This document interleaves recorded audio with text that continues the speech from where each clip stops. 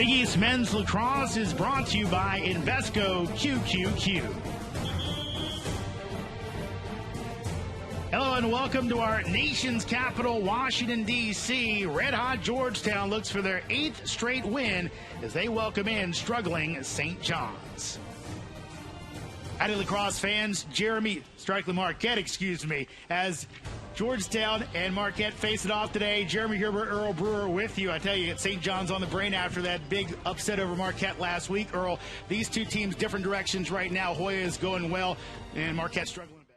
Trying to get this one underway. Hoyas in the gray, while it's Marquette in the light blue. At the face-off, James Ball for the Hoyas and Luke Williams for Marquette. We are underway. Glad to have you along. And a violation on the opening face-off. It'll be Marquette ball. You know, you almost have twins facing off today, Jeremy. They're both about the same size. They both are having really good seasons so far. Here come the Golden Eagles.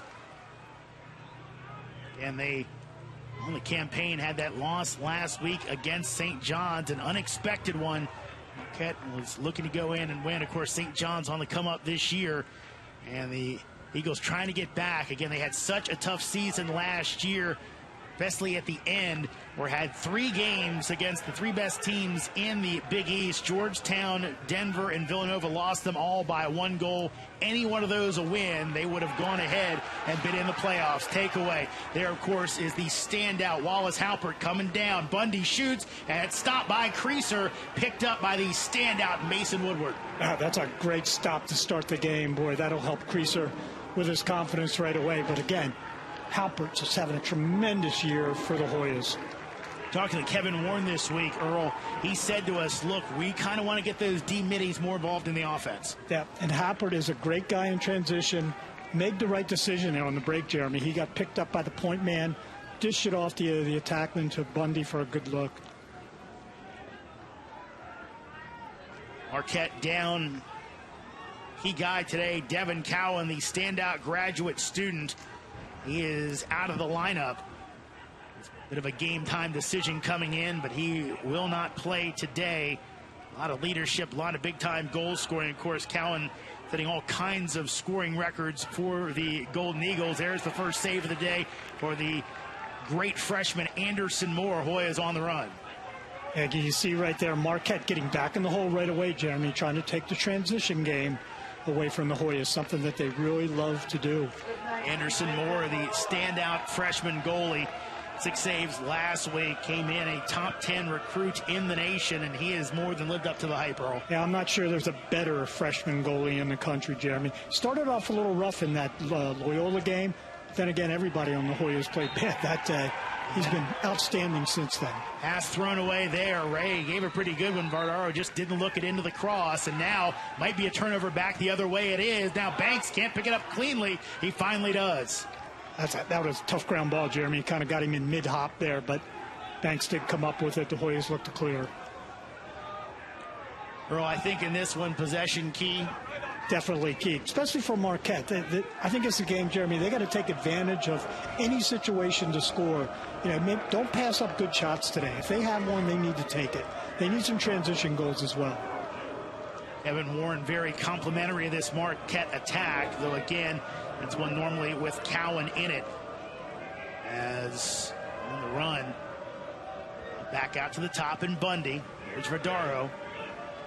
Vadaro's drawn the long stick right away, so they're conscious of his scoring ability.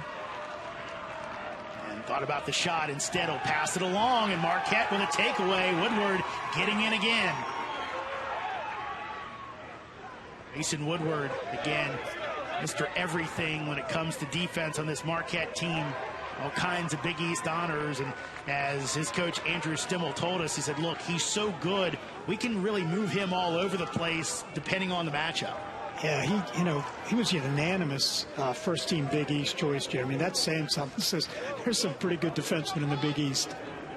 It's funny, looking back, I looked at his program weight. He's only listed about 210. I think it's at number 77. Makes him look even bigger, like a football player on the offensive line, maybe. Yeah, I was on the field before the game, Jeremy. And well, of course, I'm kind of a short guy to begin with, but no, he's a big body. Love the way he plays the game. Stegman to bring it back in. He's, of course, the assist man for Marquette. Really a big-time facilitator. Got two good ones in him and T.J. Haley. Thrown away and still loose. Who will come up with the big ground ball here. No score and a loose ball push. He called on Georgetown. That'll reset the shot clock. Yeah, good call by the official. Just got him from behind a little bit. Back to a fresh 60 for Marquette. Yeah, not a change of possession. That would have resulted in an 80 there, Jeremy. Just 60 on the violation. Slip down for the freshman Brandt. Now a takeaway by Georgetown. It's a guy, Wesley Chairs on defense. Another guy we talked to about Coach Warren the other day. He played 4 years at Mercer as the Hoyas clear Dylan Hess. He's a guy you don't hear a lot about. It's because he's doing such a great job. You know, you hear about a guy a lot when he's getting beat maybe. Chairs has been a really good addition to this group. There's Aiden Carroll. Of course, he has really progressed under the coaching of Kevin Warren and his staff. Really reserved his first few seasons, but has come on strong. Down to 40 seconds, still plenty of time. Andrew Stimmel trying to get that defense going. He really had some breakdowns last week against the Red Storm. Line midfield out there now for the Hoyas. Here's Haley. They've been very effective so far this year, too. Goldberg has 8 assists on the season already for the Hoyas. And a dump and a score. What a feed, and put away by Chase Llewellyn. Hoyas on the board. T.J. Haley right there. It's, I believe, number 26 in the year for the Hoyas all-time assist leader, T.J. Haley. Just one of the best in the country. Haley had 3 helpers and a goal last week. And again, he is such a good distributor of the ball. Here we take a quick look. He's got his defenseman hung up. Great cut. Great finish. Not much of an angle left there, too. Llewellyn. Another guy's been a nice surprise for the Hoyas this year. He's got 8 goals already. That's number 9 for him. A win by Marquette. Here's Bobby O'Grady. He's got to have a big one today. If Marquette is going to stay in this game, you would have to think. O'Grady, those numbers have been up there. 22 goals on the season for him. Yeah, he's one of those guys. He's going to draw the number 1 every week, Jeremy. I thought one of the keys to the game is let's spread this scoring out for Marquette. They're going to need goals from other players, you know, not just Bobby. He's had big games against Notre Dame, I believe he had 4. Michigan, he had 4. He's played well. That's, to me, a mark of a good player, Jeremy. You know, what does he score against the top teams in the country? Had a season high of 5 against Detroit Mercy, but as you said, Earl, he had 4 against Notre Dame, 4 against Michigan, had 5 against the Hoyas 2 years ago. He's not a big guy either. It's a great move. And a score. Able to get by his defender and put Marquette on the board. Bobby O'Grady with his 23rd of the season. We're tied up in D.C. Somehow he got a short stick matchup there too, Jeremy. I didn't see the switch, but if he gets a short stick matchup, he's going to go to the goal. Goes to the lefty. You got to play him that way. Don't let him get back to his left hand. He goes GLE, switches that stick over to his left hand, buries it. Cross crease. Brana's in there, able to beat him.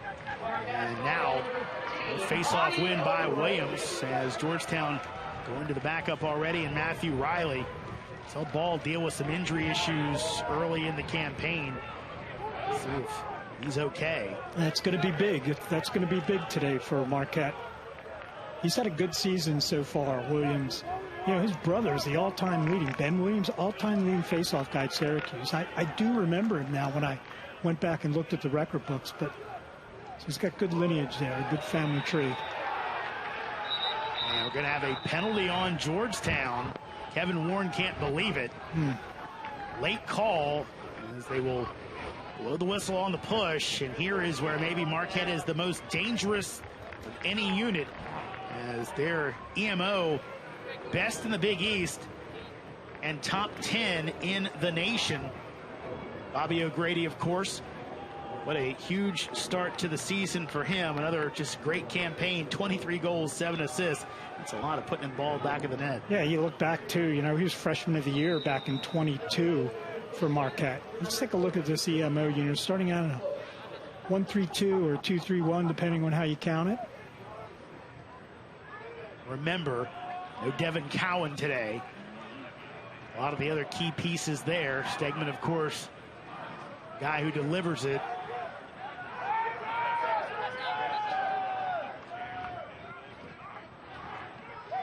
And shot wide of the net. So it'll be down to 3 seconds left on the penalty. Back out to the top and back to even strength. And this could be the dangerous time. I've said this before, Jeremy, but a quick recovery. Will Godin comes from midfield, picks up his man right away. Alpert fell down, but the Hoyas able to stay with their men, not leave Marquette an open look. Into the cage by Brandt. Back out to the top. Shot and a goal. Put away by Will Foster. Marquette with the early lead. We saw last week for the Hoyas, Earl, and against both these teams, Marquette jumped on St. John's early. Providence jumped on Georgetown early. A little bit of a continuation of that today. Yeah, exactly. Yeah, Will Foster, 9 goals already in the season. Count number 10 right there. I'm going to look at Will's size here real quick, Jeremy. He's got a big body there. He just pulls his way past Halpert. Gets a shot from inside 10. Riley out to take another face-off, so Ball taking face-offs today. I'm going to try to look down the sideline and see if I see Ball, see if he aggravated that past injury. Starts the game at the dot, but it's been Riley out there since. That could really change this game around. Hoyas always seem to have a good face-off man in the last few years of their successful run. Well, and they do a great job on the wing play too, Jeremy, something that Coach Warren really stresses. Puts a pole out there along with one of their tough D middies like Hess, Godin, or Leary.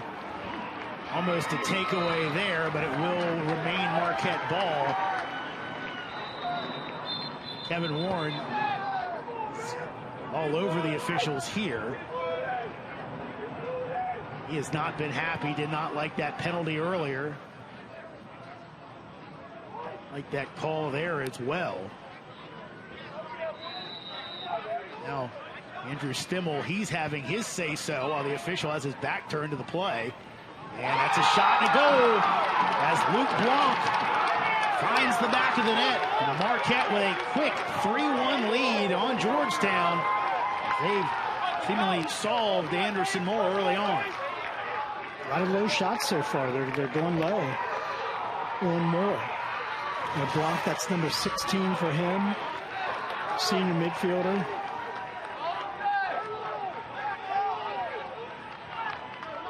There might have been a little screen right there, Jeremy. Let me see again. No, it's a pretty good look at it. And we have another face-off win. This one kicked forward by Marquette and ends up being saved back in. And we get a whistle. We do. A timeout called by Andrew Stimmel. Marquette taking it to the Hoyas early on. They lead it 3-1 here. The Cooper Field Golden Eagles trying to get back on the winning track after a tough start to their season. They have the early 2-goal lead. And Luke Williams has been a big part of that. He's won all 5 face-offs he's taken so far. Tough to win a game if you can't get wins at the dot. And a nice save there by Moore. And a flag goes down again, so the Hoyas will again end up in the box. I think they're going to call push, Jeremy. That one not as clear-cut as the first one that we saw. Anderson Moore, the goalie, Georgetown goalie's questioning. Tolley was on the run. He makes a good run. Yeah. Got him in the back. So again, the EMO for Marquette. Hoyas stopped it the first time. Something we discussed with Coach Stimmel, though, you know, when you're extra man, if you don't score but you retain possession of the ball, you know, that's not a bad thing sometimes, Jeremy. You still have possession, you still have a chance to score, and Georgetown doesn't have the ball. And that's a good thing for Marquette. I think Kevin Warren did mention, he said he'd like some better starts from his team, though he did admit that once his squad kind of gets a beat on the other team, something Andrew Stimmel said as well, as Moore makes another great save in front, that once his team gets a bead on the other team, that's where they really can kind of lock in and shut them down. The problem is you don't want to dig too big of a hole. Exactly. It's Hess. Again, you can charge him if you want, but Hess, formerly a really good two-way midi that's taken more of a defensive role now. And again, so he does have the stick skills. And oh, by the way, he's a great, great athlete. He really is. You really don't want to try to body up number 40 on the Hoyas because it's a losing proposition. We've seen a couple times Marquette players have made runs at him, but not all the way to him. Yeah. Go the other way. Ray back off to Haley, working from X. Again, got his defenseman hung up. Getting some respect, getting Verlinde on him, and tried for the dunk in front. Ray missed it, and chased down by Krogan. Still 15 seconds on the shot clock. It was a good look by Vidaro. He drew the slide. He drew the double right there. Had a great look. Open shot and a goal. Krogan with a little shimmy shake to get himself open, and he beats Creaser for goal number 2 for Georgetown. Well, Krogan's been a little quiet this year for the Hoyas, although he has 9 goals. That's number 10 for him. He was just had an outstanding freshman year. Krogan's had 2 goals in each of the last 2 games, so starting to get his feet back under him. You're right, Jeremy. Oh, little ankle breaker right there, Jeremy. Shimmy shake is the best way to describe that one. Showed the right hand. He's playing him that way, too. Goes to his left, little jump shot, puts it far and away. Good shot by Krogan. We got a violation. That's number 2. That one on John Dixon. I've got to believe ball's hurt, Jeremy.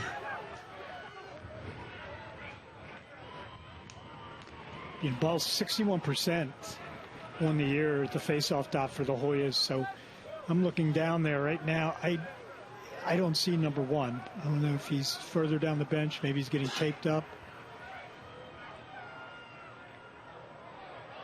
And down to the ground again. The guy we just spoke of. Dylan Hess with a little. Say love tap. I was waiting for you with your great vocabulary to fill in there. Yeah. There's a guy, Joe Caesar, is having a great year for the Hoyas, too. Kind of came out of nowhere, Jeremy. You know, he's one of those guys, beginning of the year, you and I, looking at depth charts, we weren't really sure who Joe Caesar was. We know who he is now. One thing Kevin Warren has said to us, really proud of how the Hoyas have developed some guys this year, that second line midfield. The last 2 years, it's kind of been filling in pieces with transfer portal players. This year, it's a lot of homegrown talent on that second line for Georgetown. It says a lot about your coaching staff, too, Jeremy, if they're able to develop players.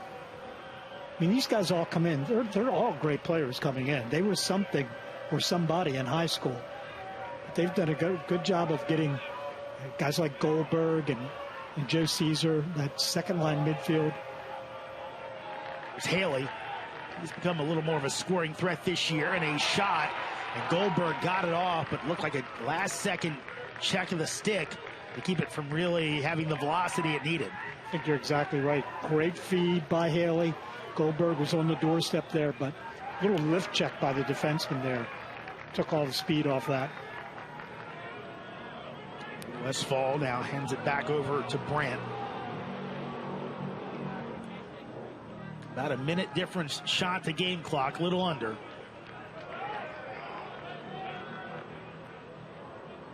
Back out to the top.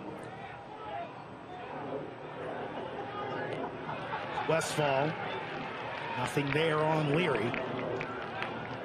He picked up a goal last week. He's been playing with both long and short poles this season. One of the strengths of this Hoyas team is that rope unit, that defensive midi unit. Open look. Got another save. A little far out. Foster had the opening, but anytime Moore sees it, normally he's going to stop it. It's a fairly easy save for him. Saw it all the way. Stick side high. Easy save for the freshman out of Alabama. And starting to see more and more of that. Untraditional, quote-unquote, areas producing really good players. That's one thing I think Andrew Stimmel happy about. We kind of discussed with him not as much of a fertile recruiting ground out in the Wisconsin Midwest area, but you're starting to see players from Minnesota, from Michigan that are big-time players that they maybe have a little better shot at, as opposed to having to really recruit that East Coast heavily. He's done a pretty good job of getting some kids out of Baltimore, though. There's a few Calvert Hall players from the MIAA on this squad. And he has. Marquette's dropped into a little bit of a zone. There's some action on the crease right now. There's going to be a penalty call, yeah. Shot, it's wide. Big hit on Vardaro. And it'll be Marquette. I think we're going to get an interference call on the crease. Let's see if that's the call by. Interference call. The guy on the crease, Jeremy, was trying to cut, and they were just holding on to him. A lot of times you get away with that. Little things like that you get away with, Jeremy, but that one was fairly obvious. The trail official had a good look at it, threw the flag, made the call. I wonder the Hoyas here might just want to hold this, start the quarter with the ball, start the second quarter with the ball. Especially when you consider their woes at the dot right now. Looks like exactly what they're going to do. Marquette coming after them. Bundy trying to run it out as Woodward comes after him, and Bundy will. So the Hoyas will start the second quarter with the ball. And with some time, about 20 seconds to go on the penalty, Hoyas up on Marquette up on the Hoyas 3-2 as we pause here in D.C. This is a big chance right now for the Hoyas, starting extra man. Still about 20 seconds left on that penalty. Interesting to see. I saw a ball warming up again on the sideline with Coach Moon, the face-off coach for the Hoyas. Interesting to see if he gets back in the game. So Hoyas with it, looking for the equalizer. 10 seconds left to go in the man up. Georgetown taking their time. Keep an eye low on. Deflects off a stick in front as will be chased down. Caggiano in there. And that man up unit. Now Marquette back to full strength. Cage has done a good job for the Hoyas this year filling in. He's a pure lefty filling in for the Hoyas on that extra man unit. He's a sneaky little guy. Here's Haley. Down to 5 on the shot clock. Hoyas got to get a shot off. Don't know if they know it, and it's shot off the goalie, and that will remain Georgetown ball. Caggiano over there to pick it up as it was off of Creaser. And it stays with a new fresh shot clock. Yeah, that's a win in a way for Marquette, but a loss also resetting that shot clock. All off the goal or off the goalie resets the shot clock. Caggiano picks it up, shoots low. Creaser with the save, looking for a breakout. Instead, he'll try and chase away from Haley. It's a great move by Caggiano there. Little toe drag going to his left hand. Got a little physical there by the defenseman that took away some of the shot, took away some of the power on the shot. That Marquette stays in this one, you would have to think the confidence is going to build. That was a tough loss last week, not only losing to a St. John's team they thought they had the better of, but also jumping out to a big lead to start. Andrew Stimmel told us, he said, look, sometimes you get out to a lead like that, you let up, you don't kind of play the way you did to start the game. And that really ended up biting them as St. John's came back and kind of won going away. Yeah, and that's one of the things that we said is the key to this game. They got to stay away from a bad quarter. So far, they're playing great lacrosse. Grant loses it for a second. Chairs all over him. Loose ball again.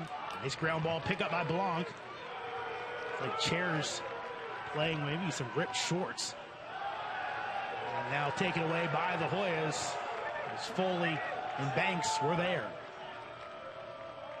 Coach Warren's going to be happy about that defensive stance, Jeremy. There was only about 10 seconds left, under 10 on the shot clock anyway after that loose ball scored it out towards midfield.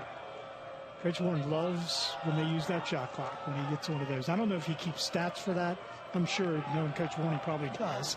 That's a great stat as a defensive coordinator. Today might be a day the Hoya defense will have to stand up and win it. We talked about ball maybe being banged up at the dot. That is a tough proposition against the Marquette team that loves to use their solid defenders as wings. Woodward is a guy they are not shy about putting him out there and causing havoc. Yeah, you don't see that a lot, Jeremy, but, you know, your number one pole a lot of times coming up. The Hoyas saw that some in the past with Bowen, right? And probably way back in the day with Brody Merrill, guys like that. Woodward, 15 seconds. Cutter, and Bundy can't bring it in cleanly. Second rotation, that's over top of the goal. And that will stay Georgetown ball. Just 8 seconds to go. This is where you just have to go. Haley's just got to go here, help the draw, slide, find somebody open on the crease. Jay in front, and he can't connect with the cutting Llewellyn. That'll be a turnover by the Hoyas. A little bit of a force there, but kind of had to, Jeremy. Shot clock's running down. Early's such a strong feeder that it was a fairly good look to Llewellyn. One spot where the Hoyas have an advantage on a lot of teams in those late clock situations. Haley, such a good feeder. He's confident taking it in, as opposed where some teams might dump it to the corner. He's looking to maybe find a cutter and get a goal with a second or two to go on the shot clock. I've said this for the last couple of years of watching Haley. He's the best feeder in the country. I can say that unequivocally. And at Cage, and that will be off of Moore, but it'll be Georgetown ball. Well, that's one simple mistake that you don't want to make right there with Marquette not having anybody backing up that shot. Possessions are so key right here for Marquette. Brady with that last shot.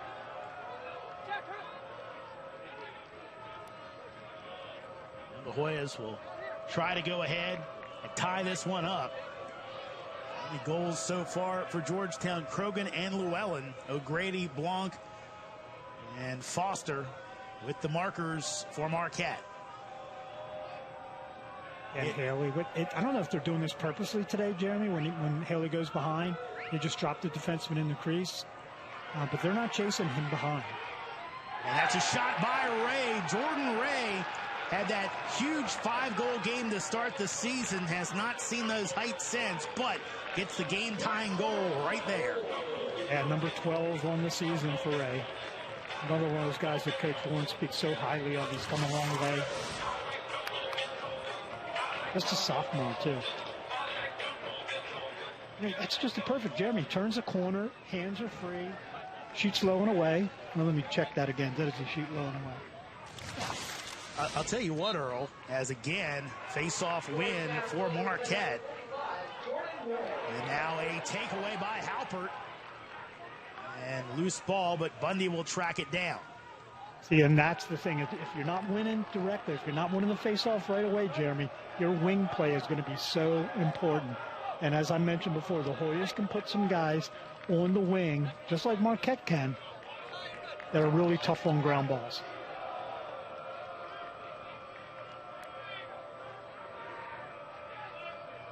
Just around here, back to Haley. And back to that point, Earl, we kind of credit the Hoyas a little bit with being at the forefront of it, as they had to figure out a way, as now Georgetown throws it away, but trying to figure out a way to beat Trevor Baptiste back with Denver. They were kind of at that forefront of, hey, this isn't a one-on-one battle, this is a 3-on-3 battle. Yep. And they were really good at that. And, you know, Trevor Baptiste, just a legend at the face-off out there. But the Hoyas, I wouldn't say neutralized him, but they did a really good job all those years playing against him. Was the way they finally kind of got over that Denver hump, was by making it more of a battle, not just the guy who wins it initially. And they say necessity, the mother of invention / innovation. Georgetown used to it, but other teams have picked it up, or like you say, sometimes it's a Royal Rumble when it gets out there. Maybe perfect to say on WrestleMania weekend with a wrestling reference. I know nothing of what you speak, but I will say that I've said this on many of our broadcasts. I don't think there's any rules on face-offs. You know, as long as you don't pull a weapon, they don't call anything. Here's O'Grady. He's getting Hess. Again, remember, Hess, a D-mini, guarding arguably the best offensive player on Marquette, especially with Cowan out of the lineup. You know he's a lefty. Has played that very well right there. Give him his right side. Let him go right. Just let him roll back. Don't let him roll back to his left. And wide of the cage, and O'Grady can't believe it. Puts the gloves up to his head. Thought he had an easy one. Pass Moore. He loves that move, Jeremy. That little dip, little toe drag from the wing. He's a very accurate shooter. I think we have a timeout. We do. Kevin Warren sprinting all the way across the midline to get that timeout. His team tied 3-3 with Marquette here in our nation's capital. Back in D.C. as Marquette going to cage, and another turnover by the Golden Eagles. It looks like we have an issue with the shot clock has not reset. That's a problem. Now they will blow it, play dead. That's okay. Blow things dead as, no, they will not. So again, the officials, are they waiting on the shot clock to get reset? I think they are now. Trying to figure out exactly where the clock should be. Yeah, we wave to the people in the booth next to us. Hey, that was a great trail check. That's a hard one to say sometime by Seamus Foley. Number 5, a guy that's gotten a lot of play time this year for the Hoyas. You know, losing Tomanovich early in the season to an injury. Hopefully we're going to see Will back before the season's over. We hope he's recuperating quickly. You really got to credit that defense for Kevin Warren. And I know, sometimes talking to old coaches like you, they say the most satisfying seasons are the ones where they really had to coach, where it wasn't, hey, I've got 4 All-Americans and everybody's great. This year, when you think about a freshman, albeit a very talented one in Banks, a Chairs who's a transfer, you had Tomanovich, he gets hurt, you have to bring in Foley, who hadn't played that much, and a freshman goalie to make that unit, obviously the real good D-middies in front of them, but to mend all that, still play really good defense, that's a credit to Kevin Warren and his coaching staff. Well, it certainly is. He's one of the best defensive minds in the game. Right now, Marquette's back in their zone, Jeremy. I should have noticed this a little sooner. That's why they really weren't chasing behind. Playing a short stick on the crease. They got poles out front, 2 poles out front with a shorty. Ray shoots, and that is off of Creaser and ends up staying in the crease. Caleb able to pick it up. When you're attacking that type of defense, what are some keys to it? Well, you got to look for maybe go into a 1-4-1, Jeremy. You got to look for that inside man, but you can't be afraid if you do get that 12-yard step down to take it. The Hoyas have those kind of guys that could shoot. Graham Bundy Jr., Vidaro, they can bury shots from 12 yards and in. So, but, you're facing a really good goalie, and we haven't mentioned he's a lefty, Jeremy. That can mess you up for a couple quarters. Because you're used to shooting to that right pipe. You're used to shooting to that right corner. Well, guess what? That lefty's got his stick right in that lane. Pass to the top. Shot saved by Moore off the cross of Westfall. Back to Creaser. He's a guy that Andrew Stimmel said just kind of knew from coaching some of the international for Team USA. Creaser plays for Canada and knew he didn't get as much of an opportunity as he might have liked at Lehigh. And ended up in the transfer portal and said, hey, you want to come to Marquette? He's really helped fill in a spot for them this year. Yeah, I watched him warm up in pregame today, too. He's a big body, too, Jeremy. He fills that cage up. And, again, you wonder if Marquette this week in their practices ran their backup guys are righties. So you wonder if they ran righties in their practices to simulate that, because you don't want to see Creaser with that left hand. There's a good feed. What a feed this time from Goldberg, able to find Vidaro, his first of the day. Hoyas have their second lead at 4-1. Goldberg, one of those guys we talked about, that second line midfield. That's his 9th assist on the season for K. The guy didn't see much PT last year, but he's taking advantage of it this year. Great little look. And this is another thing, Jeremy. When you're in a zone, you want to send cutters when the ball's behind. You want to find those lanes. Here he finds one right here. Great little look for Vidaro. You get the ball on Vidaro's stick, he's going to finish. Good face-off win. The shot goes off the pipe, high over into the bench. That's going to stay Marquette ball. Oh, Jeremy, that was like a fly to center field. You'll be calling baseball later today, probably. And I will. You've seen some of those before. Wow, that was really, that moved the goal, I think. Did hit that one pretty flush, but popped up in the air. And again, Andrew Stimmel could have called for the fair catch if he wanted to. You know, Luke Williams so far, I mean, you're going to pick a player of the game. He's the player of the game for me so far for Marquette. He's got 1-1 on the season. He's got a goal and an assist. He leads the team in ground balls also. He's just under 60% of his face-off possession. He's a tough guy, too. 6 feet, 200 pounds. But to me, that's the prototype face-off guy. Comes Hess. Hold on that. Gonna call Hess on the hold, and I think Hess is saying he grabbed my stick after I hit him. That was one of the cases of the last guy getting caught, Jeremy. Stays with Marquette, but you've seen the Hoyas be physical today, trying to make up for their lack of success at the dot, forcing turnovers. It's been the key to really keeping Marquette in arm's reach. 14's the freshman. No, excuse me. It's number 4, 14. Jake Stegman. With Jake Stegman. A lot of assists on the year for Jake. Got 17 so far on the season for the grad student. A Marquette record 6 assists earlier this year against Detroit Mercy, as that shot by Blanc goes wide of the cage. Stegman also had 32 assists last year. That is the Marquette single season record, and Earl, that shattered the old record by 12. Wow. Run at cage, and this time it goes in. Foster's second of the day. Marquette ties it back up with just over 3.5 left to go in our opening half. With some good wheels right there. Just a little wing dodge, Jeremy. We'll see in a moment, but got inside on his guy. There you go. Just out here at the wing. Just puts it in his left hand, protects his stick pretty well. A few times today, folks get the inside step on Hess. And the Hoyas there were slow to slide too, Jeremy. They didn't look to double right there from the crease. They didn't leave anybody open. They just went with it. Here's a good battle this time at the face-off at the dot, excuse me. Wow. This moves by Williams, and Andrew Stimmel going to take a timeout. Halfway out on the field, he's fired up. So is his team. They're taking counter punches from the Hoyas and firing right back as they are tied with Georgetown 4-4. And just about 2 minutes to go. We'll see if the Golden Eagles can cash one in here.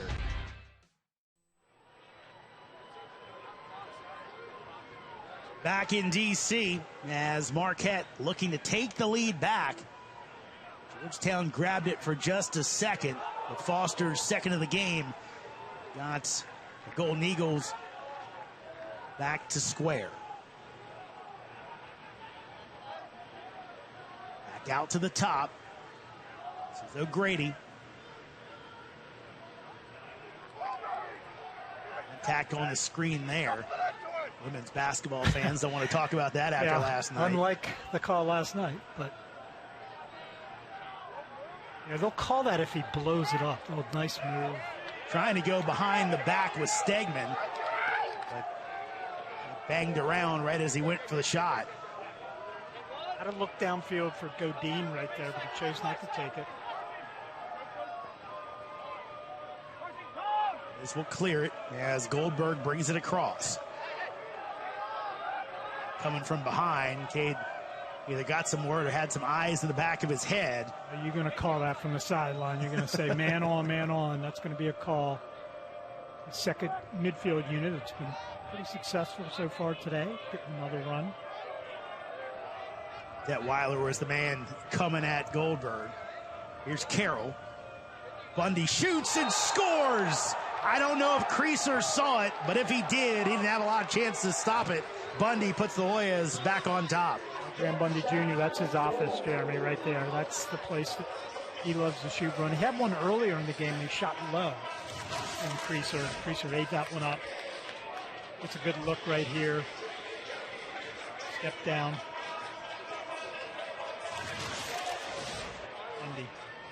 Bundy, of course, part of the World Championship team.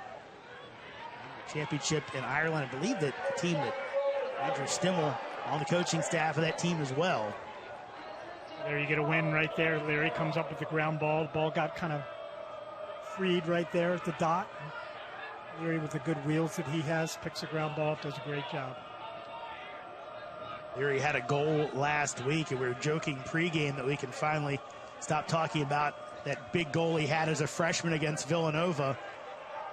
I understand Larry's parents aren't tired of us talking about that goal. We wanted some other goals to talk about for Jack again. Of course we do. You're not familiar.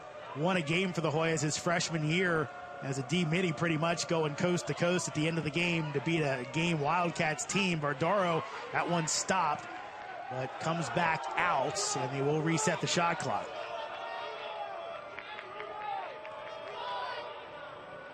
Of course, made all the sweeter for Jack as he's from Villanova, Pennsylvania. Haley looking over that defense. Again, as Earl said, Marquette content to not chase him below GLE. It's more of a man right now to me, Jeremy. Looks like they switched back to a man. About 3 seconds different, maybe 4, shot the game clock. So the Hoya is going to try and hold, if not for the final shot, to not give Marquette a good chance to go down the field the other way. This was still one time out, I believe, in their pocket. See if they use it.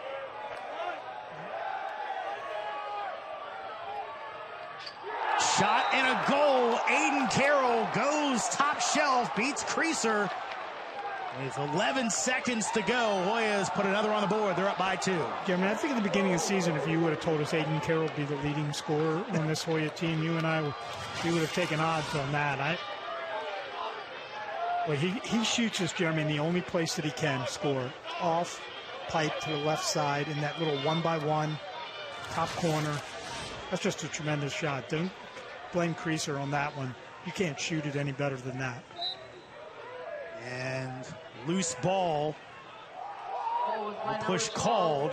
Hess has it. He can go. He can score on his own. 5 seconds. Will he take the shot? Hess inside, spins. Can he get it off? He does. And a good check by Marquette. 0.4 seconds left. Hoyas don't have much of a chance to do anything here, though Haley will think about it with his pinpoint passing. And that'll do it.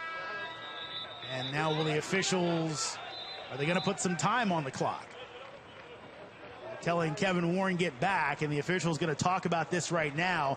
Andrew Stimmel trying to get his team off the field, it looks like, but I think the way this might go, they may put 0.4 back on the clock. I think they're saying maybe the clock started early. Andrew Stimmel trying to say half's over. 4/10 of a second's pretty quick, isn't it, Jeremy? But yeah. Let me see what maybe they're going to ask to put a whole second on the clock. Imagine.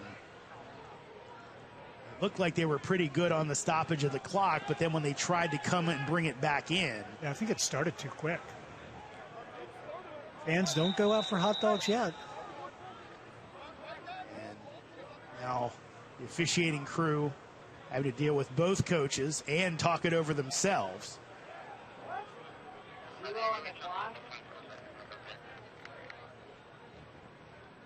Right now, still talking it over. Maybe.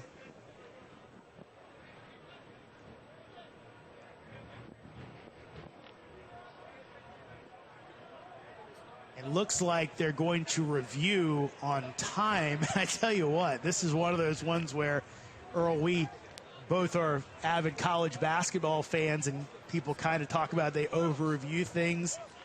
And it felt to me like the 0.4 was right, but then they started the clock early. Yeah. So I can't figure out exactly what the review is.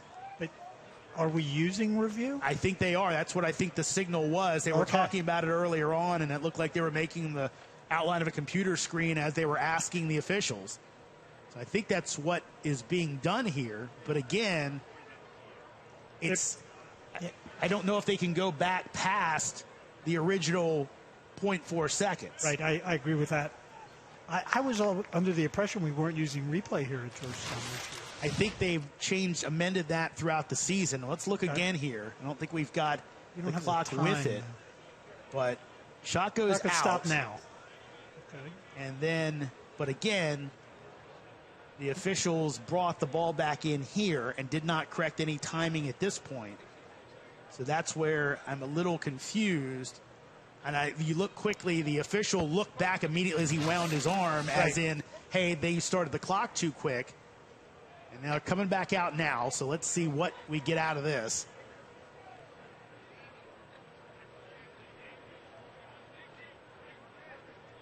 Andrew Stimmel doesn't look super happy on this, but he also doesn't look too upset. So they're going to add more. Coach Stimmel is not going to be happy if the Hoyas convert this. They're going to put 3 seconds on the clock. Wow, that is a lot of time. Haley to the front, and now are they going to stop it, and they're going to go Georgetown timeout.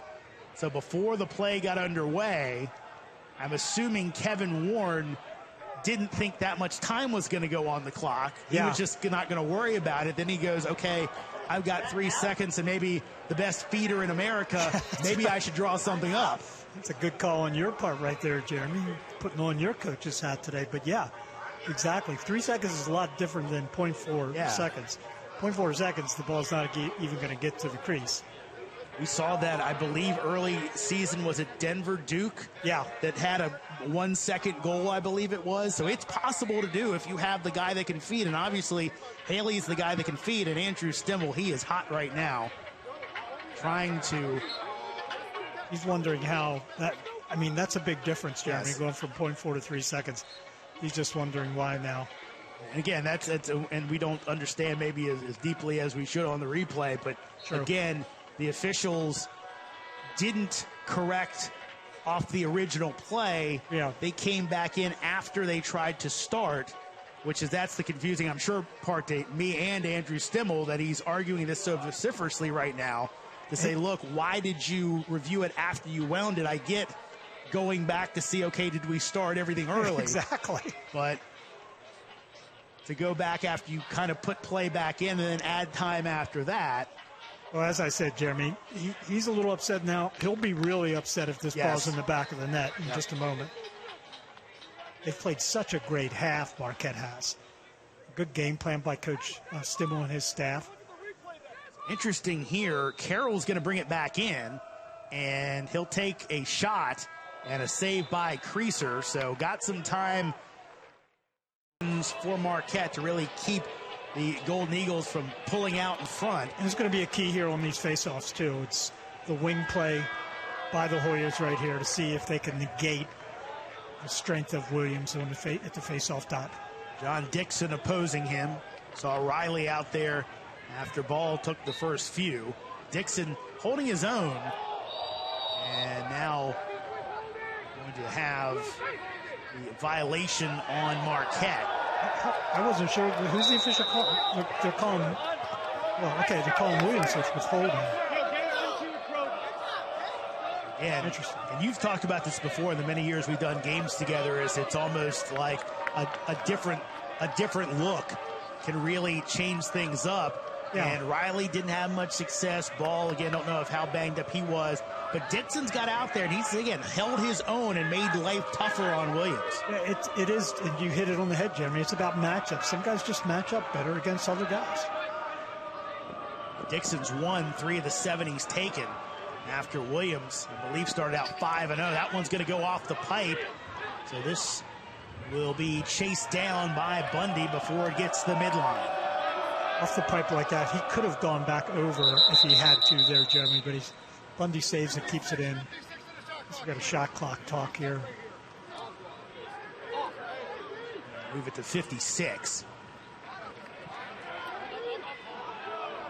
I think we are good. The pipe resets it.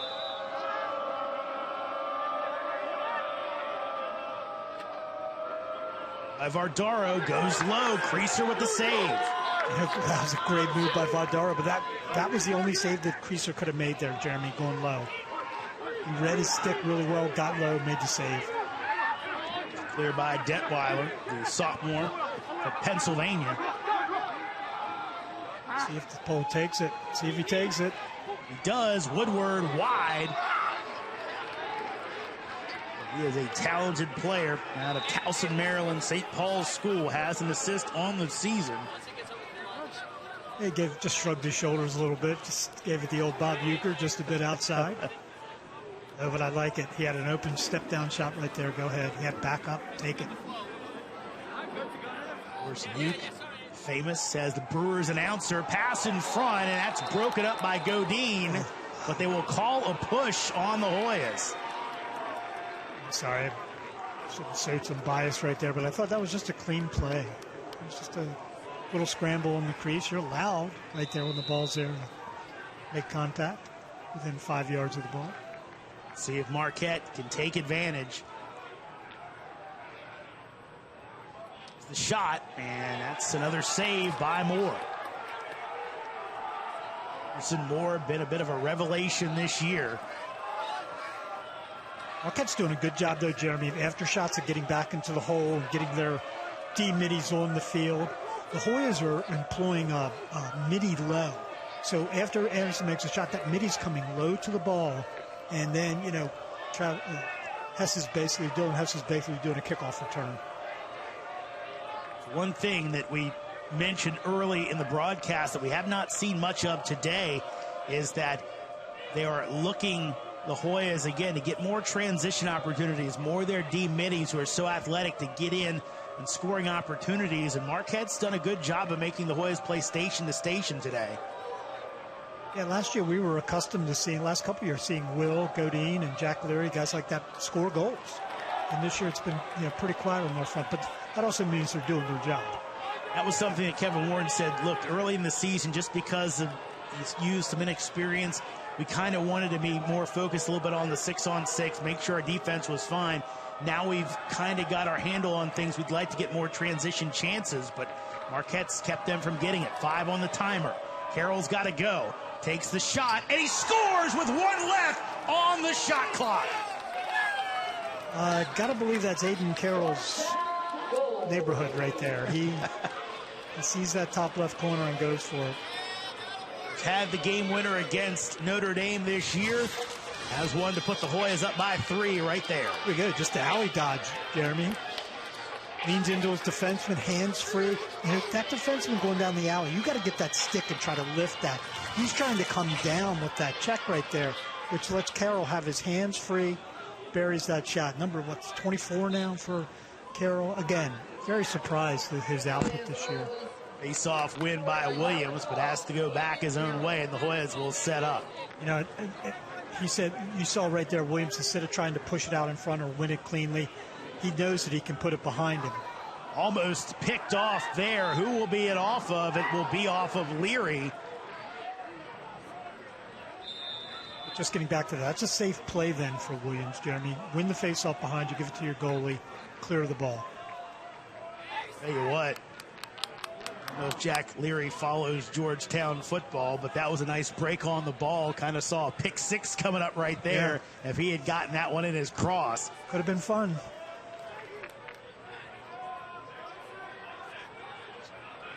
Under 11 minutes to go in our third quarter. Georgetown with the lone goal here in the third.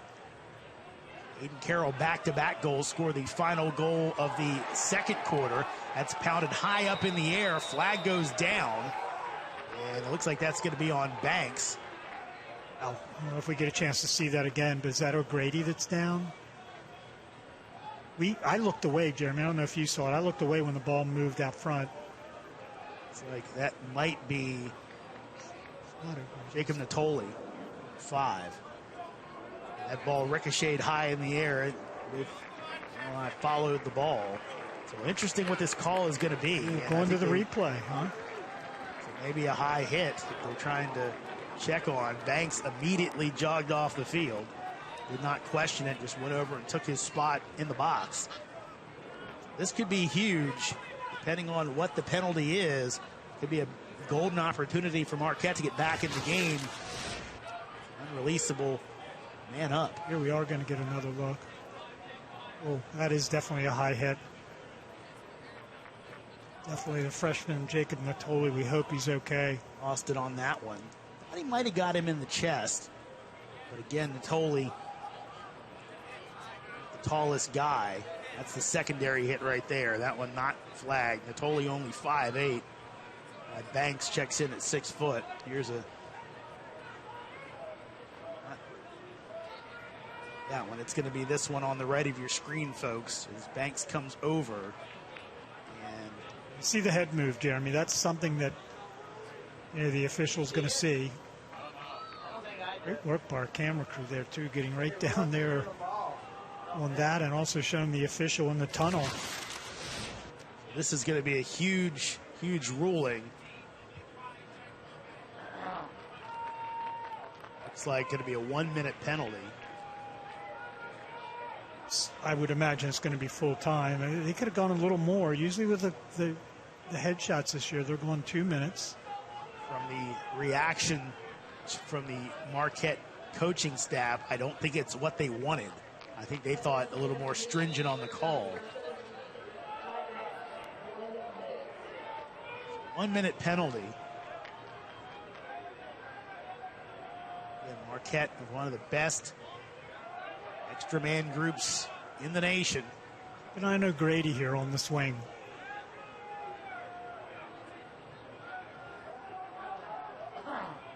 Found the crease last time on this too, Jeremy. Let's see if I hate to see that. Oh, that's a great look. Grady off of the pipe. That'll stay with Marquette. 30 seconds on the penalty. Shot clock resets. Out to O'Grady. They move it along again. Behind Cage. Grady has it back. To Stegman. Get it back. Looking for someone in front. Shot. It hits a body in front. Halpert trying to dig it out. And he does. The long pole will take it across. And the penalty is released as Halpert shovels it back. And now the Hoyas will look to set their offense up. Bundy has to get away from the sideline. Some fancy moves. Didn't have numbers. It was a great job by Bundy getting out of that mess, Jeremy. You always tell young players, to run to safety when they're in a problem like that. Bundy, the experienced senior, found some daylight, got out of trouble, retained possession for the Hoyas. Ordaro off the pipe. That's going to head out of bounds, and Ray going to let it roll out, and it will stay with the Hoyas.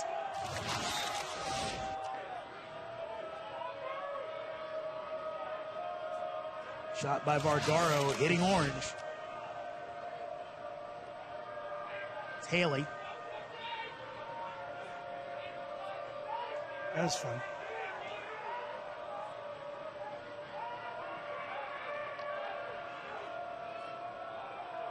Seven for our score.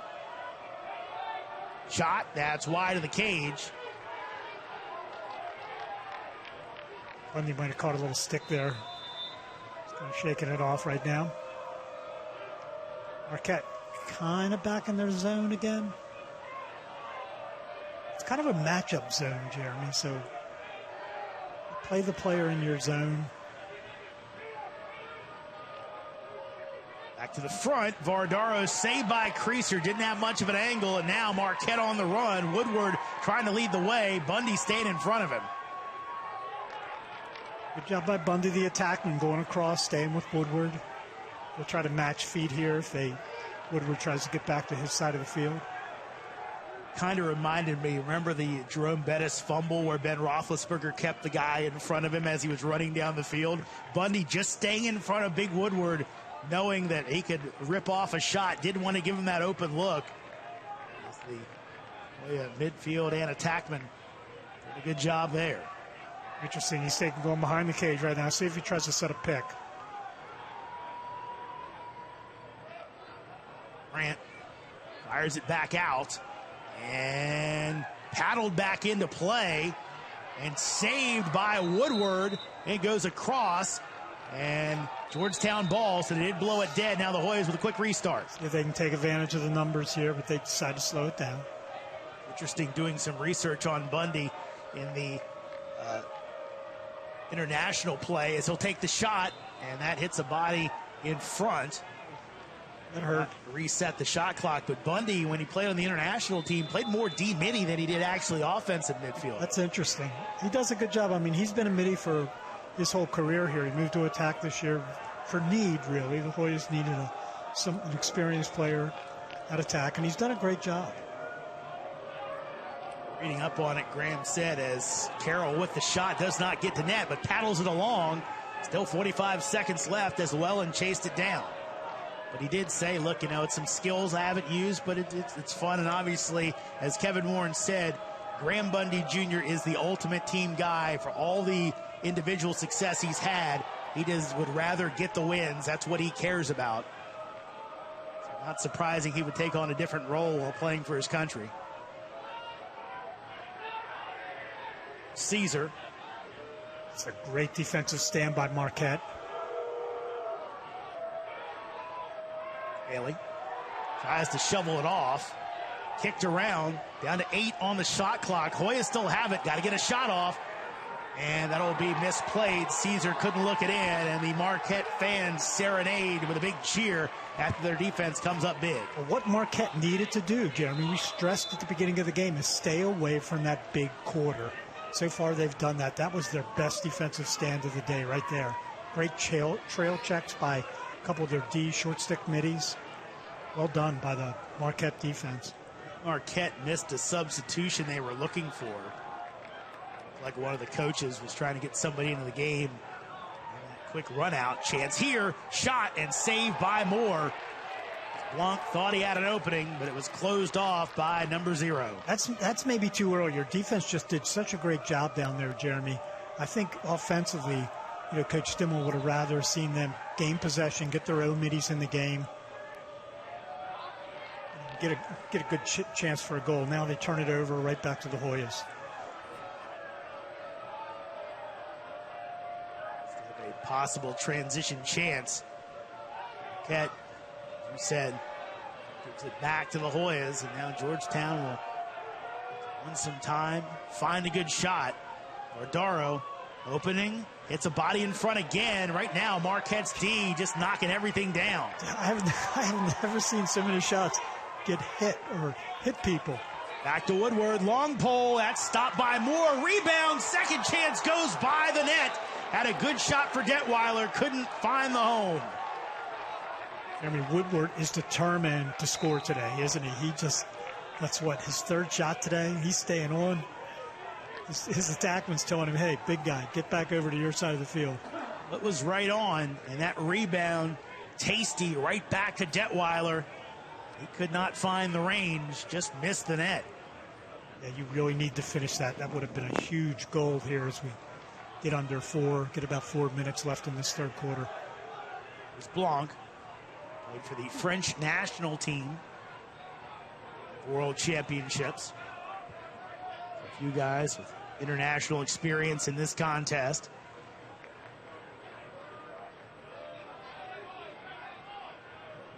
So much growth in all college sports, but lacrosse can be had in the summertime.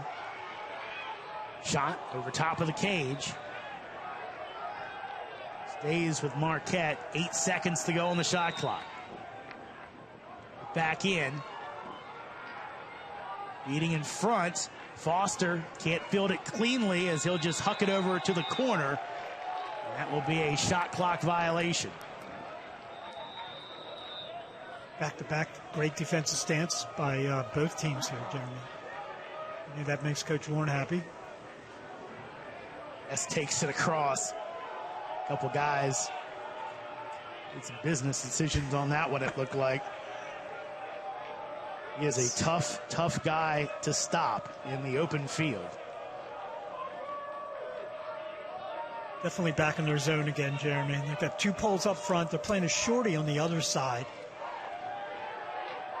Interesting defense. It's been pretty effective.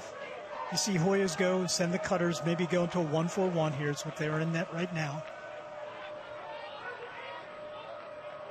A lot open right now. And a shot by Krogan goes off of Creaser, stays with the Hoyas. Ray, for a second, thought about, can I reach up and snag this? See that more and more in lacrosse, it seems like, Earl, that ricochet where guys think it's going out of bounds. The guy grabs it and gets an easy look for a teammate. Yeah, that ball's spinning backwards, too, a lot of times, Jeremy, with the spin that it has on it. Two Hoyas behind the cage. It's a different way to attack it. Shot, again, hits a body in front. We're going to need ice baths tonight, Jeremy. Some guys, wow. It's one shot. You don't want to get hit by his bundies. This ball again, and we're going to have the hole. We do. It's on Georgetown, on Ray, and it will be Marquette ball. Now a flag goes down. So this will be on Georgetown. Stimmel pointed it out. Play a game? I believe so. Did he roll the ball away? We're not going to throw the flag, it looked like, until Stimmel pointed it out. Now a second flag's down. So the Hoyas must be offsides.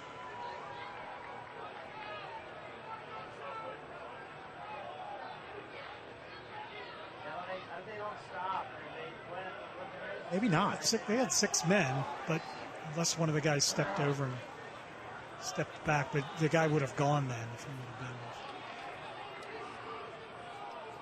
Again, could be 2 penalties assessed after this possession is done. Shot, and that'll go wide of the cage, so the whistle will blow, and now we will get the assessment of the penalties. These are 2 separate calls. Same guy. A game technically. Yeah.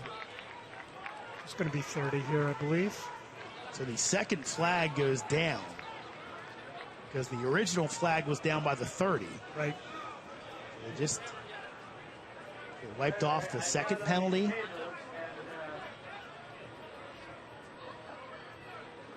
.30-second penalty, 1:09 left to go in the third quarter. Georgetown leading by 3, but only 1 goal in this quarter. Aiden Carroll, the 11:39 mark.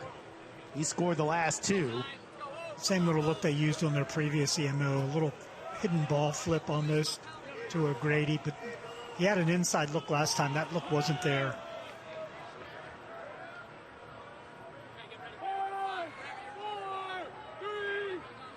Shot, War with the stop. Penalty released. 36 seconds. Is it thrown away? Leary able to save it. He'll go across field to Hess. One's got some open space. Runs through a couple stick checks. Down to 20. Let's see if the Hoyas get everybody on. They want to go quickly here. It's time to go. Down to 10. Llewellyn behind the cage. Haley looking to feed. Down to 5. Tries to get Llewellyn. Can't find him. And Carroll will just hold on to it. And that'll take us to the end of the third quarter. Just 1 goal. And that 15 minutes, it goes to Georgetown. They lead it by 3, 7-4. Come on back for our final 15. It's Denver. They're in 8th. And, of course, the Hoyas will have a top 10 showdown with the Pioneers next week. There's a violation on the faceoff. Well, Marquette came into that third quarter needing to do what they just did, Jeremy. Gave up 1 goal, didn't let Hoyas go on a big run, played some outstanding team defense right there, and they're right in this game. Now again, we've got a stoppage.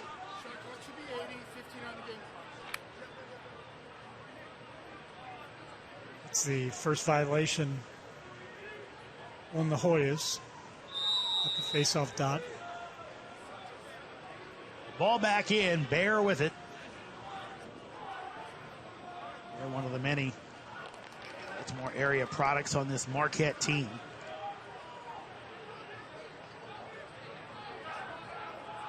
Find couple of goals. Again, as Earl said, they hold the Hoyas to just one in that third quarter.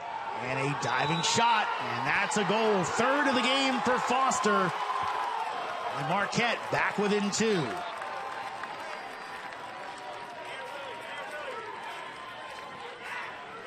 Foster with that was the same play they ran earlier. Junior out of Eden Prairie, Minnesota.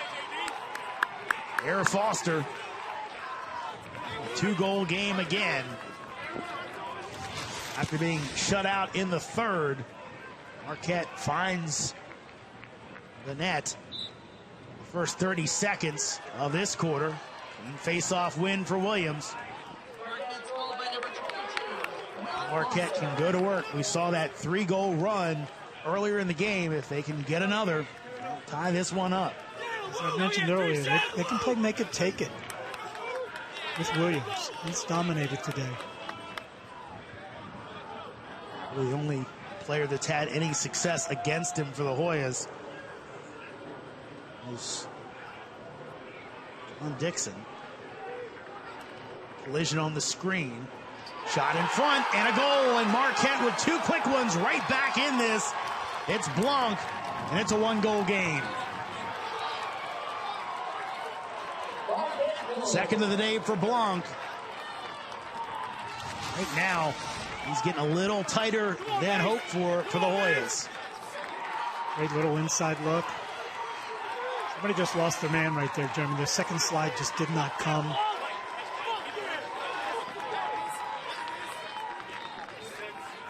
Another win. This time a little loose, but no one there to really get on Williams. Now, Marquette, a chance to tie this one up quickly here in the fourth quarter. Like the Hoyas had kind of zoned in on what Marquette was doing, but the last few times some miscommunication leading to scores for the Golden Eagles. I see it, Foster again. This time Foster's drawing a pole, Jeremy. You see me, he did that little wing dodge. Now he's got the shorty.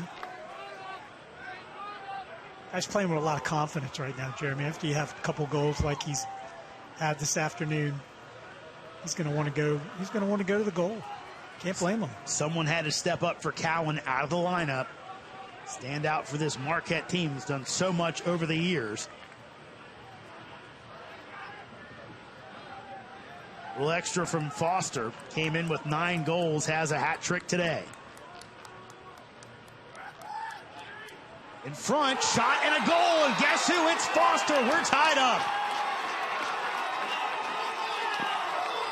4th of the day for Foster. We're knotted up at 7 apiece.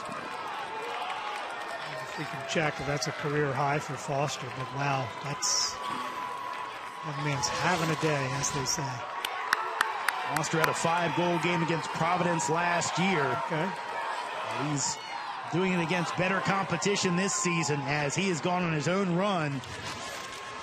Puts Marquette back at square, and now a hold on Georgetown. That'll be Marquette ball. It's our second violation also on the Hoyas. One more, and there'll be 30-second penalties from here on. Again, losing ball at the dot. Don't have information on what the issue is, but it has changed the fortunes of the Hoyas. It seemingly adapted in the middle of the game. Right now, offense has woken up again, sparked by number 22.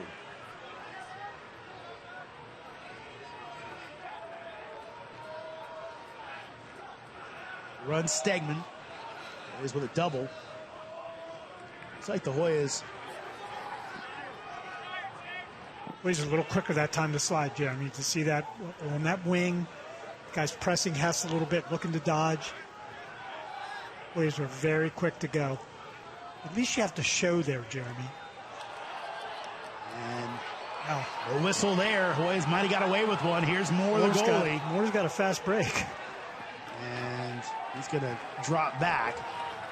You know, if he could have kept going, I think, Jeremy. He had his point man, Bundy, kind of open there, but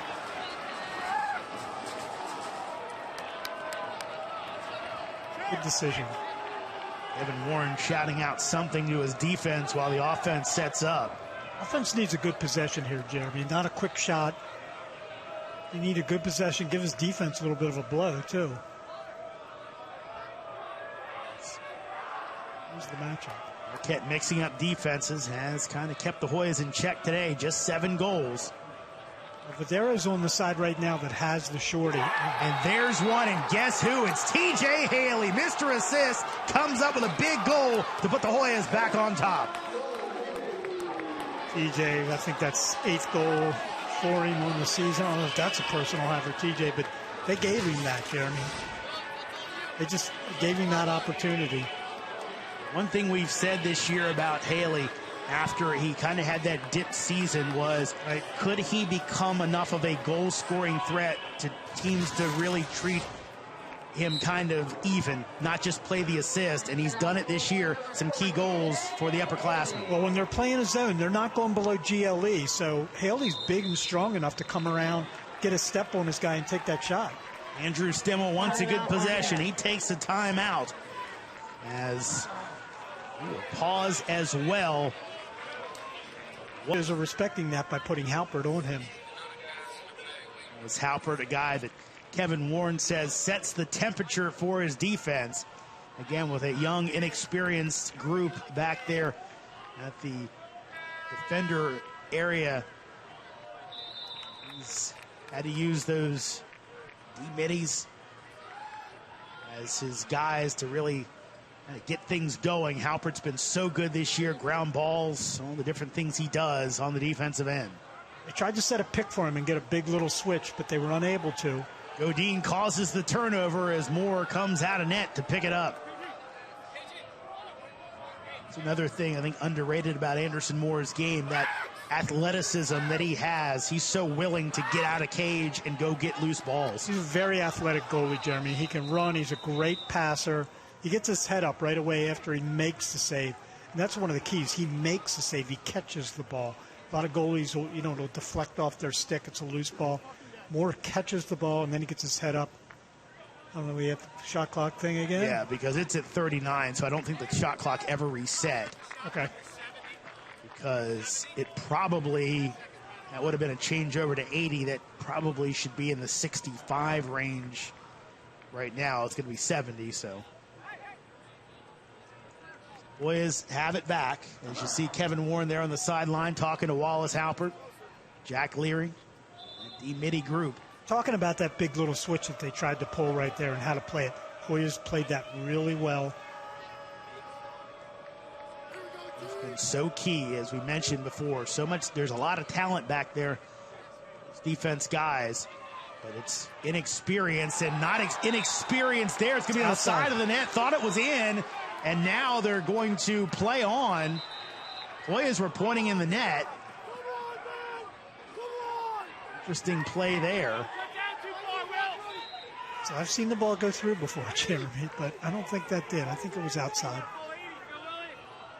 Hoyas were pretty vociferous in their arguments for a hot second before they all faded back. Reeser went and picked it off the side of the net. So it's a big goal, too. That goal scores a 2-goal game is big. I think, again, we've got an issue maybe with timing. Looked like Andrew Stimmel kind of gave the move for shot clock reset. That will be wide of the cage. No backup. So that's going to be Georgetown ball. Just a mistake. You can't make it this time of the game. One of those attackmen, opposite of the shooter, Jeremy, has got to be GLE or below. Clear here for the Hoyas. They get it across to Goldberg. Still plenty of time left in this one. 9 minutes to go. Hoyas would love to put the Golden Eagles back at arm's length. And a live ball right here. They ran Bundy in through the box, Jeremy, to try to get a short stick matchup on him. Marquette very quickly switches, gets a pole on Graham Bundy Jr. He only has one today. Earl's got 2, the only multi-goal scorer for Georgetown. We get the hat trick right here. He's at X. They've Marquette switched back to a man-to-man now. You're not going to get any cheapies on Cresser. He's just had a great day. And that was a turnover. Checked away. Turnover. Back to Marquette. Quick restart. Halpert out of the box. It was coming for Brent. Able to get away. We haven't talked about the freshman much today, Jeremy, though, but big kid. 6'3", 210. Pure lefty.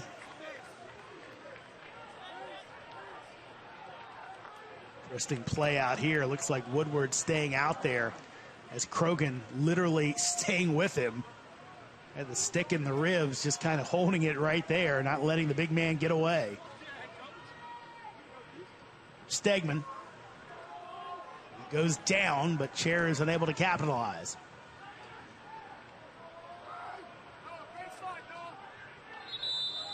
And into the crease goes Marquette. Good break because they had a guy wide open on the crease right there, too. Tell you what, Earl, back-to-back miscues by the Golden Eagles.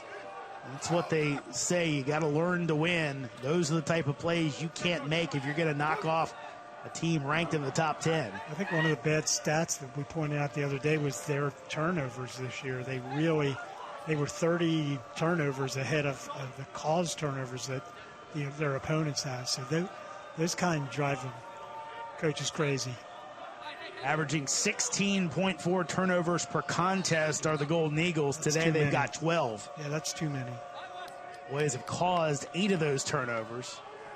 So again, unforced errors as well for Marquette. Goldberg tries to find the cutter and bounced in by Krogan.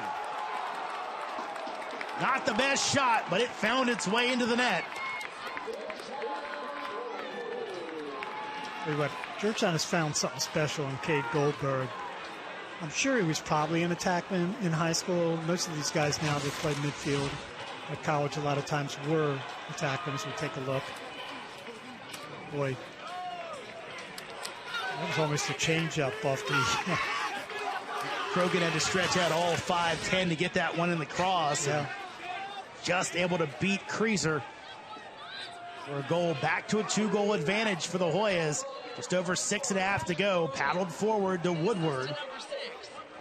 Again, talk about it. Woodward so key on the wings for Marquette, but he trusts his offensive game. He was not afraid to take a shot, not afraid to jump in. Now the guy that's really carried things today for Marquette has Foster with it. Sorry, Jeremy. They're going to try to pick and get a big little switch here if they can.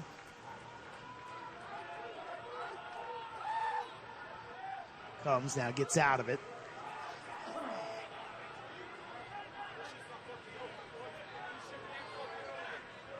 Going a little deeper into that lineup.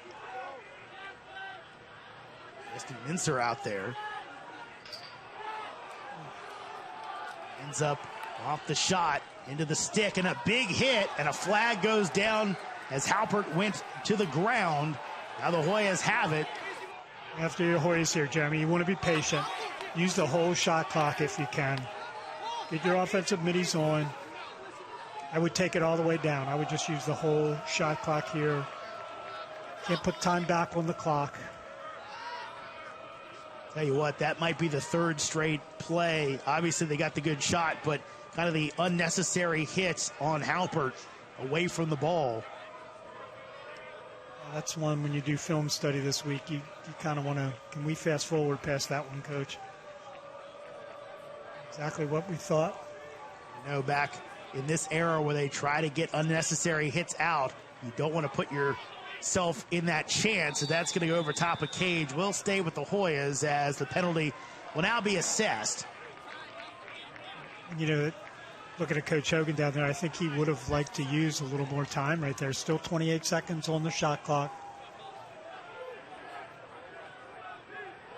I'm a big proponent when I talk to young coaches, Jeremy, and they're leading by a goal or something and their kids are still trying to go to the cage. It's like you can score more goals, and especially when you have a face-off man as dominant, you know, as Williams has been today, you want to take as much time off that clock as you can.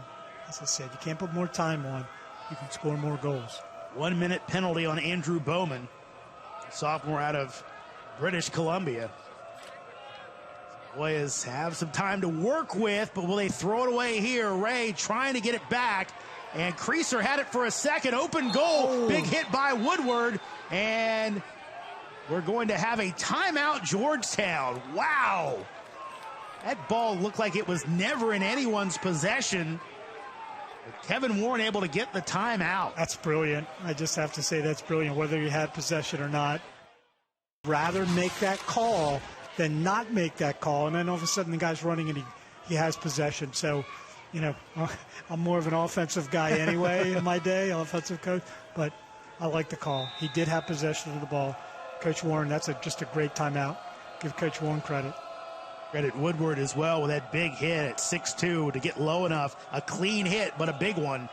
Almost dislodged that, and we got the ball back for Marquette. Instead, the Hoyas have it. Still 25 seconds to go on the penalty. Again, the Hoyas don't want to force here, Jeremy. The worst thing, it's not a bad thing if they retain possession after the time when the penalty runs out. Penalty was unnecessary roughness. Look in front and a goal. A little tic-tac-toe as Ray finds Caggiano. Hoyas lead by 3 once again. Just tremendous ball movement right there. And a guy like Caggiano that comes off the bench just kind of finds a lane.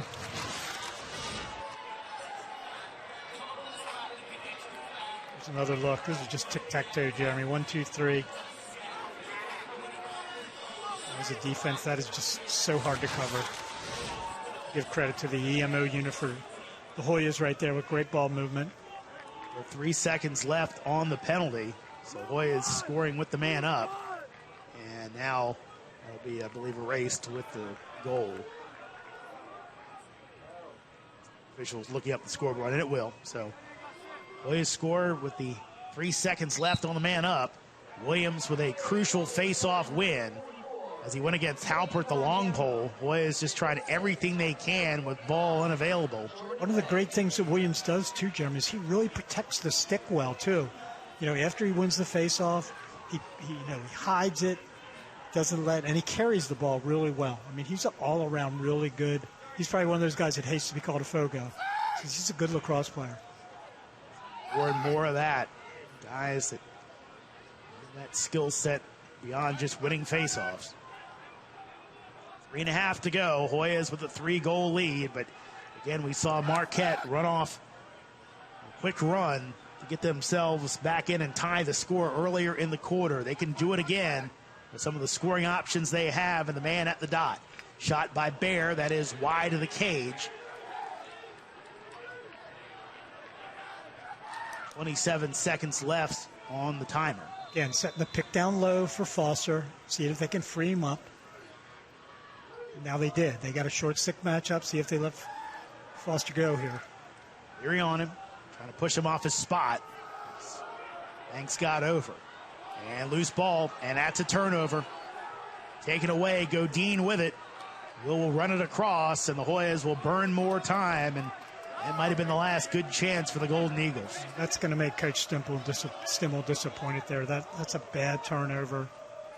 Now the Hoyas can take another 60-plus off the clock here. You brought it up in our call with Coach Stimmel during the week about them having one bad quarter. Honestly, today I think it might be one bad half of a quarter where they played great to get themselves back to a tie game, and then really 4 straight possessions with bad passes, turnovers, a bad penalty. Really kind of got things back in Georgetown's favor. And he's going to be happy with his overall, play. It's just that you're exactly right. These last few minutes, those turnovers, they're big. They've played big into this game. Again, things that all seemingly are correctable. Sure. Which is a good thing, but you love to see your guys not have to correct. And there's Vardaro with the coup de grace as Hoyas now up by 4, 11-7. With just under 2 minutes left to go. Vardaro with his second of the game. We mentioned the hot hand today. Marquette has done a good job on Vardaro today. Good ball movement by the Hoyas. Steps around. A little slow to get to him. So he's the one guy in the Hoyas you don't leave him time and space. Darrow likely going to see his hat trick streak go by the wayside. Last 4 games, at least 3 goals for the transfer. I think he'll settle for 2 and a Hoya win. Most definitely. That's the way the Golden Eagles definitely had the Hoyas on the ropes at times today. But with 90 seconds to go, looks like the Hoyas are going to extend that win streak to 8 games. Foster, and maybe not done yet as he puts another one on the board. Foster scores his 5th of the day, matching a career high. As he has filled in admirably with no Devin Cowan today. Foster has come up large, keeping Marquette's hopes alive, even if they're on life support right now. It was pretty good defense, really, by Halper, but he got him on his high side, Jeremy. What I mean by that is he gets him on his high side, he dips his hips, rolls back inside, and finishes that shot. That's just a great offensive move right there by Foster. God, he came into this game with 9 goals, Jeremy. He put 5 on the board today. More opportunity for Foster. That's why the game's not over when you have a face-off guy like this. Definitely. But they've got to go to work right now. Shot wide of the cage, this time by O'Grady.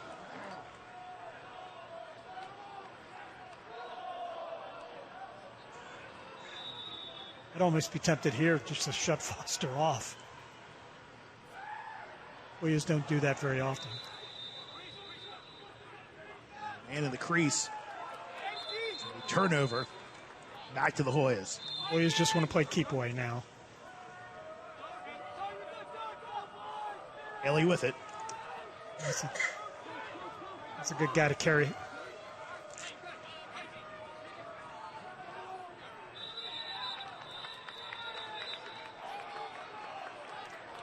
Hoya timeout. About to fall to 0-2 on the season. Providence next, then Villanova, then Denver. Interesting news out of the city of brotherly love. Looks like Providence going to move to 1-1 as they're up late on Villanova big. The Friars, of course, gave the Hoyas trouble last year, and then early on against Georgetown last week played well as Marquette, and almost the quick shot, but Banks got there in time. Still a loose ball. Actually, Foley trying to let it roll out of bounds. He's doing a great job. The clock's running the whole time he's doing that. That's a great job. And finally dug out by O'Grady as Moore will pick it up, shovel it forward, and the Hoyas will end up on the field to celebrate with their goalie and the rest of their defense. Georgetown, an 8th straight win as they beat Marquette 11-8 in a pretty good lacrosse game today, Earl. Marquette, pretty game, stay with the Hoyas until that last maybe 5-6 minutes of this contest.